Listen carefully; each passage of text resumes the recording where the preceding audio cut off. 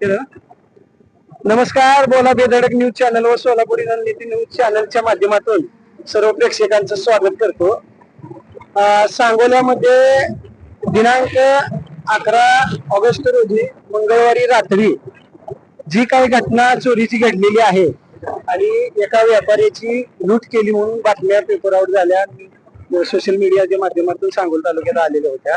तर त्याच संदर्भात आज आपण तो घटनाक्रम मंगळवारी रात्री जो झाला चोरीचा, तर त्या संदर्भातून सविस्तर बातमी करण्यासाठी आता आलेलो आहे.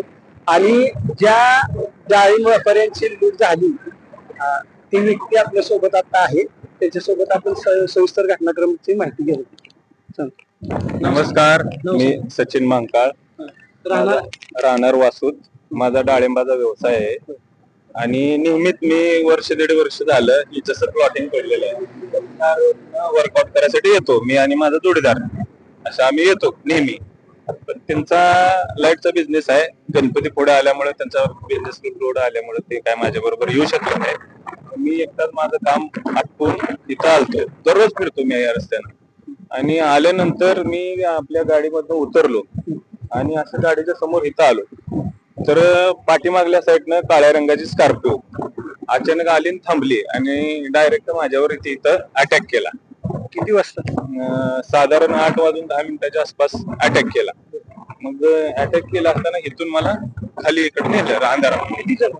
7 जण होते आणि 7 जण होते आणि मला 3 पिस्तुले दाखवले अशा आणि लोड केल्यासारखी करून माझ्यावर हल्ला केला, मार दिला. मला मारल्यामुळे मी खाली पडलो. खाली पडल्यानंतर पाठीमागं कशानं मारलं? पाईपनं मारलं, पीव्हीसी पाईप होती. डोक्यात मारलं पहिले डोक्यात हल्ला केला. मी झोपवताना इकडं मला लागला आणि नंतर काय केलं? नंतर खाली पडल्यानंतर पाठीत मारलं मला. पाठीत मारल्यानंतर त्यांना ऐकत नव्हतो आणि मी पण तिथल्या असल्यामुळं आणि इथं रस्त्याने ये जा चालू होती. पण सुदैवाने ही सगळ्या लाईट बंद होत्या. लाईट बंद असल्यामुळे त्या अंधाराचा फायदा घेऊन मला इथं खालीच आणि माझ्यावर 3 जणांनी पिस्तूल ताणली आणि दोघं चौघं मारत होते. एकानं माझी चावी काढली. किती पिस्तूल? 3 होत्या. त्यांच्या डोक्याला लावल्या आणि एकानं माझ्या गाडीची चावी घेऊन गाडीत काय काय तपासलं. मला असं धमकी देत होती की तुझ्या गाडीमध्ये पैसे आम्हाला कळले, तुझ्या सुपारी दिली आहे असं बोलायचे. आणि नंतर म्हणायचे तू इथं लय दादागिरी करतो, इथं रस्त्याने सारखा फिरतोय, असं ते हिंदीमध्ये बोलत होते मला. हा, मग मी सगळं प्रसंग अवधान दाखवून मी शांत झालो. मी त्यांना म्हणजे प्रत्युत्तर काय दिलं नाही, शांत राहिलो. माझ्या गळ्यातील चेन 2.5 तोळ्याची अशी त्यांनी खेचून काढली. मला इथेही असं वरबडल्यासारखं झाले आणि नंतर अंगठी 1 तोळ्याची होती ती पण काढली. माझं एक घड्याळ काढलं आणि पाकिटामध्ये माझा डाळिंबाचा व्यवसाय असल्यामुळे ट्रान्सपोर्टच्या गाड्या पण जातात, त्यांना कॅश देण्यासाठी ठेवली होती. ती कॅश 40,000 असं माझ्याकडनं घेतले त्यांनी सगळं काढून.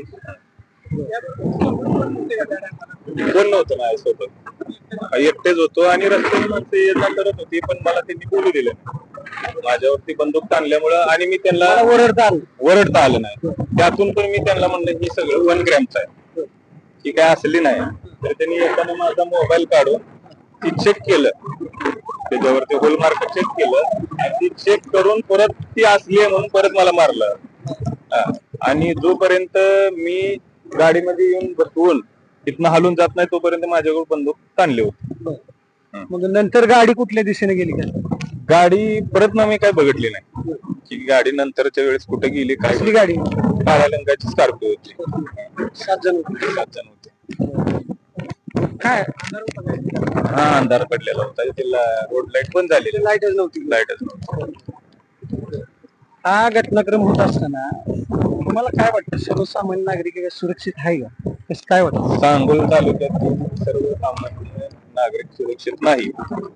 कशामुळे? कारण 8 वाजले म्हणजे एवढी रात्र झाली नव्हती आणि लोक ये जा करत होते. दिवसा डवळ्या इथे येऊन पिस्तूल ताणून जर माझ्यासारख्याला जर अशी लुटत असते तर सर्वसामान्य लेडीजला ही कमीत कमी लेडीजच्या अंगामध्ये अर्धा तोळा तर असते.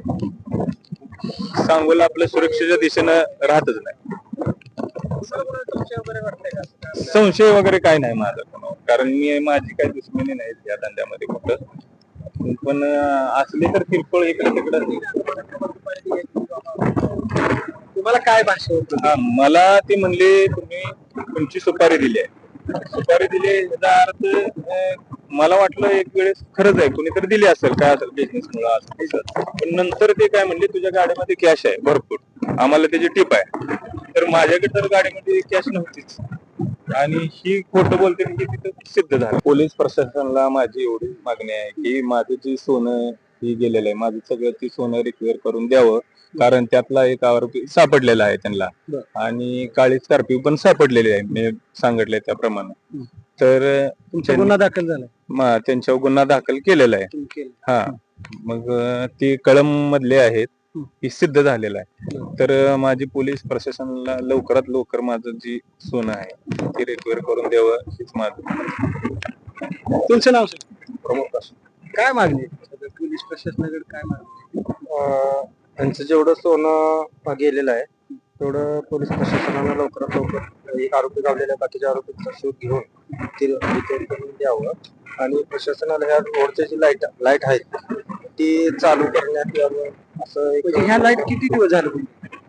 बरेच काय सांगू शकतो. 1 महिन्याच्या आसपास बंद आहे स्ट्रीट लाईट बंद आहे. तुम्ही काय सांगू शकता?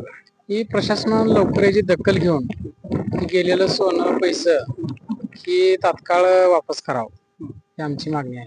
मग आता शहरात सुद्धा अशा घटना घडत असताना ग्रामीण भागात सुद्धा घडतोय चालू काय वाटतं तुम्हाला काय केलं पाहिजे? या सगळ्या प्रशासनानं ह्याच्यावर आळा घातला पाहिजे. मस्ती आवडल्या पाहिजे ह्याच्या.